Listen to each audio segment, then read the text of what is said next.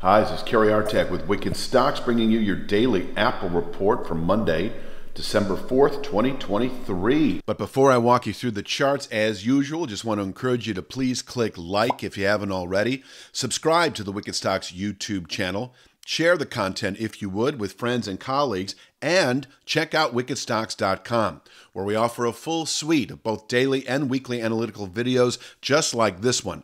Daily analysis in the SPY and the Triple Q, that is the S&P 500 and NASDAQ 100 ETFs. Weekly analysis in the S&P 500 Index, the NASDAQ 100 Index, the Long Bond ETF, the TLT, as well as 2 individual stock picks a week that you never see on YouTube. That is 8 a month that cater to the 3 to 5 week swing trader out to the 3 to 5 month near-term investor. We're always looking for at least 20% moves on those stock picks, and you can check out all of this for no cost for 5 days. We offer a 5-day free trial up front with a wickedstocks.com subscription. So sign up for wickedstocks.com, check it all out. If you don't like what you see within 5 days, you can cancel your subscription at no cost to you whatsoever. On with the charts. Start with the big picture, work our way into the day itself. I've got the 183.76 descending channel top we settled above 3 weeks ago. That was considered a secondary long-term buy signal. Primarily, we're bullish long-term well into 24, above the mid-160s.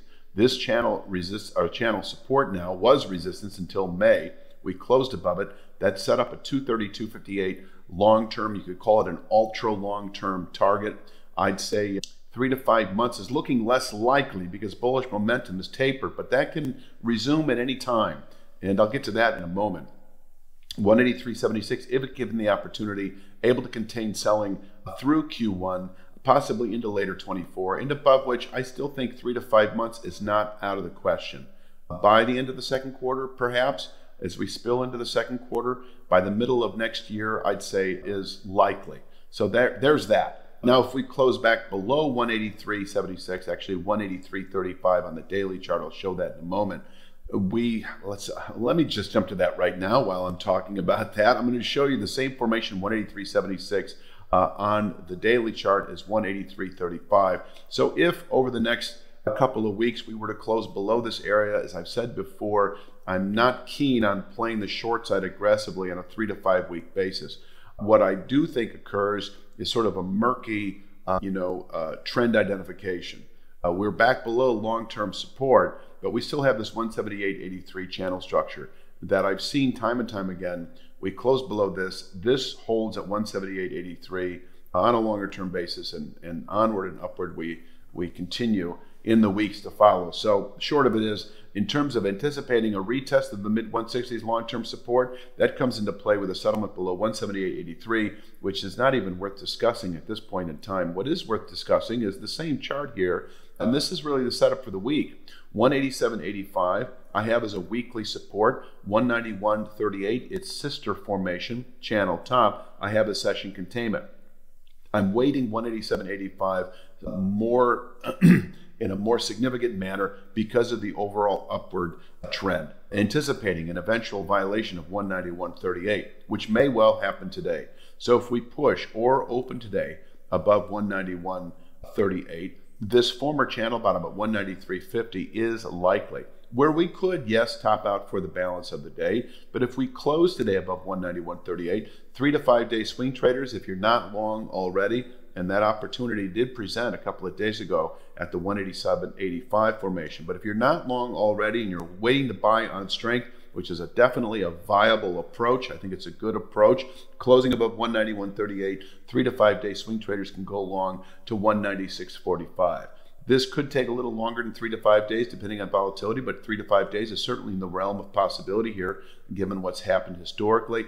196.45, the high settlement price so far. You could call 196.45 the beginning of a range of resistance, because you can see we've got a high here inside of that. I don't know exactly what it is. It's probably this 197.20 level, and we have the 198.23 July all-time high. You could call this a range. In fact, I might just bump this up to just like a 3-star range, 196.45, 3 stars, 198.23, 3 stars, just sort of to emphasize the fact that this is a zone that we can top out at on a weekly basis, possibly through the balance of December. but overall, still anticipating longer-term bullish continuation above this 183.76 channel top. This buy signal, secondary buy signal from several weeks ago, anticipates not only 198.23 as a 3 to 5 week target, and we're 3 weeks into it, but 217.99 over the next. This is probably more of a 3 to 5 month objective. 217.99 is not shown on this chart. It is this sort of rising channel top that will, over the coming months, converge anyway with 232.58. So that is the big picture. If we close above 191.38, options traders could consider reaching for 196 or 198 out of the money calls that don't expire for at least a couple of weeks. I'd probably go a month out on that just to reduce the time decay element. And now holding below 191.38, we can fall back to the channel base that is presently at 187.85 and dropping daily. Could that happen on an intraday basis? It certainly could.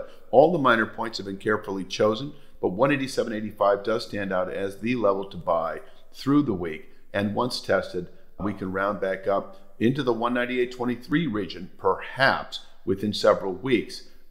This is only a 1 week, 1.5 week channel structure, but because of the overall updraft that exists, I think, above 183.35, you can aggressively buy 187.85 until proven otherwise. And proven otherwise would be a violation of 187.85. Whether that's on an intraday basis and you've got your risk management process and whatever your stop loss might be, but certainly closing today below 187.85 does pivot the market south over the next 3 to 5 days into the 183.35 to 183.76 region.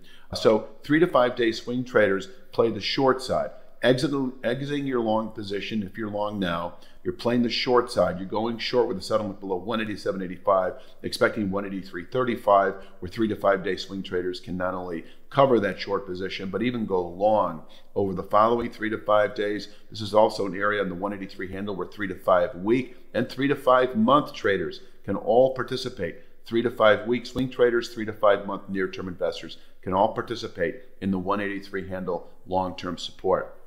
Once again, closing above 191.38, 3 to 5 day swing traders go long if you're not long already.